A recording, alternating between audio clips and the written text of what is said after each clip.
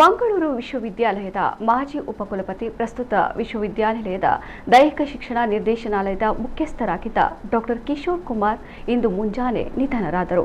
ಕ್ಯಾನ್ಸರ್ನಿಂದ ಬಳಲುತ್ತಿದ್ದ ಅವರು ಕೆಲ ದಿನಗಳ ಹಿಂದೆ ಬ್ರೈನ್ ಹ್ಯಾಮರೇಜ್ಗೆ ಒಳಗಾಗಿ ಮಂಗಳೂರಿನ ಖಾಸಗಿ ಆಸ್ಪತ್ರೆಯಲ್ಲಿ ಚಿಕಿತ್ಸೆಯನ್ನು ಪಡೆಯುತ್ತಿದ್ದರು. ಇವರು ಅಪಾರ ಸಂಖ್ಯೆಯ ಕ್ರೀಡಾ ವಿದ್ಯಾರ್ಥಿ ಸ್ನೇಹಿತರನ್ನು ಹೊಂದಿದ್ದರು. ಮಂಗಳೂರು ವಿಶ್ವವಿದ್ಯಾಲಯದ ಕ್ರೀಡಾ ಪ್ರತಿಭೆಯನ್ನ ರಾಷ್ಟ್ರೀಯ ಮಟ್ಟದಲ್ಲಿ ವಿಸ್ತರಿಸುವುದಕ್ಕೆ ಕಾರಣಕರ್ತರಾಗಿದ್ದರು. ಇವರು ಪುತ್ತೂರಿನ ಸಂತ ಫಿಲೋಮಿನಾ ಕಾಲೇಜಿನ ಹಿರಿಯ ವಿದ್ಯಾರ್ಥಿಯೂ ಹೌದು. ಡಾಕ್ಟರ್ ಕಿಶೋರ್ ಪತ್ನಿ, ಇಬ್ಬರು ಪುತ್ರರನ್ನ ಅಗಲಿದ್ದಾರೆ.